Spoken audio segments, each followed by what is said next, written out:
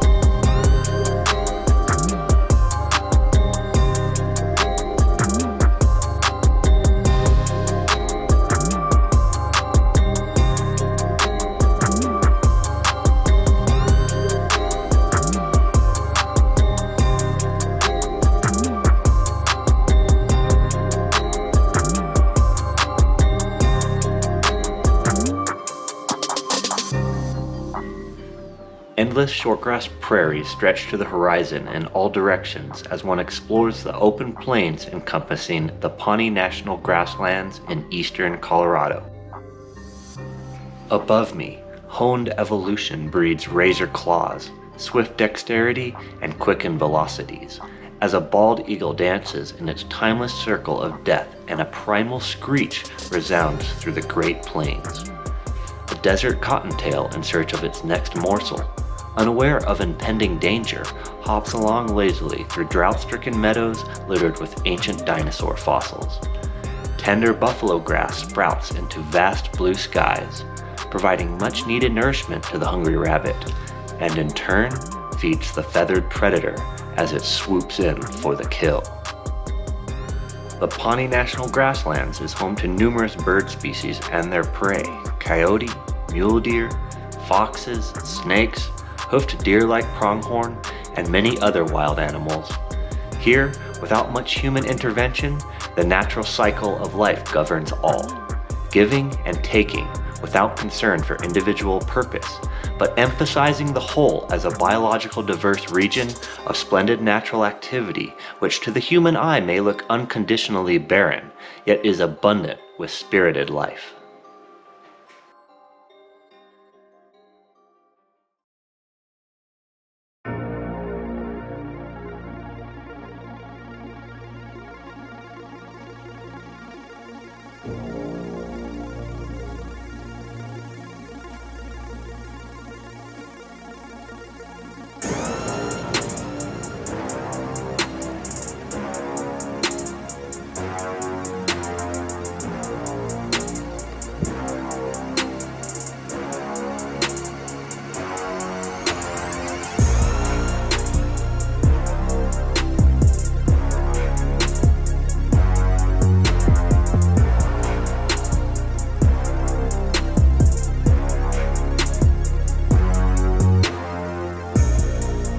Once an enticing region for frontier families in the late 1800s, this area now sits mostly void of human inhabitants as the rugged plains eventually turned away almost anyone's despairing attempts to farm these lands. It was the long cold winters and harsh droughts, including the infamous Dust Bowl of the 1930s, that forced any farmers from making this a permanent place of residence. In 1960, the 193,000 acres that makes up the Pawnee National Grasslands was set aside for conservation. Despite its stamp of protection from the federal government, incredulously, Pawnee is home to around 60 oil and natural gas operations dating back to the 50s, and the region is in constant threat as big oil leans to undermine any attempts at total human dissuasion from the area.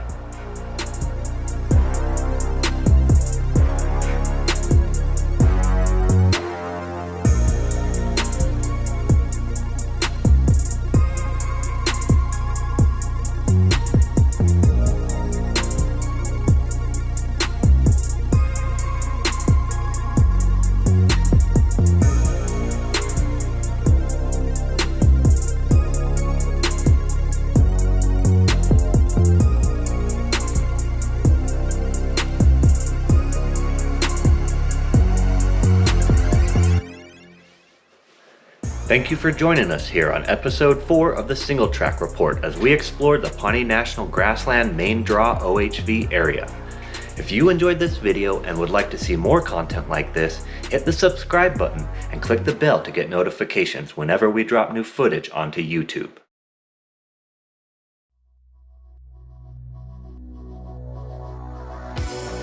Pawnee Grasslands Main Draw OHV is a great place for riders of any ability level to spend the day riding and relaxing.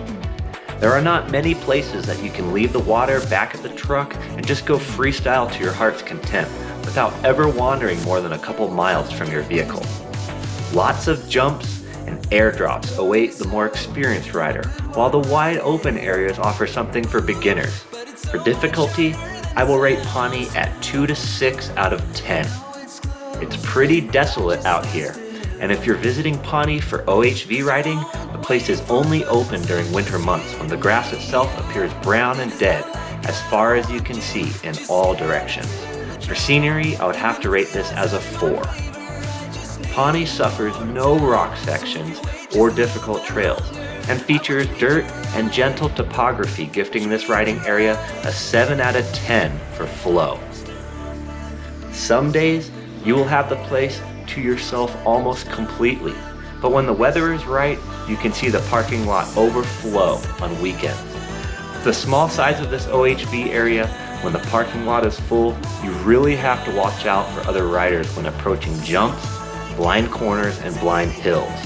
Be sure to have a safety chat with your fellow riders before starting your ride. For traffic, I would rate this with a 5 to 10 out of 10, depending on the day and the weather when you're riding. Thanks again for joining us here at the Single Track Report. We really appreciate all the support, subscriptions, and the views. This is Maui Vibes saying, families that play together, stay together. Brah!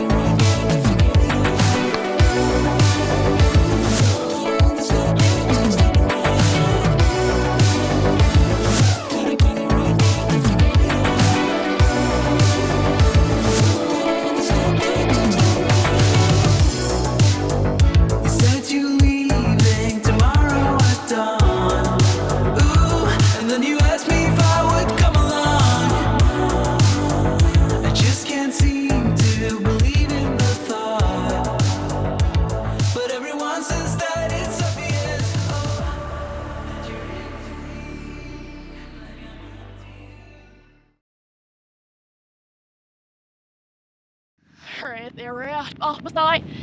No, this is nice. We've believed in the last year, feeling it everything in every I know. We've been getting over the we've been getting through the. So, it's back in the sky. Where are you? He's that air.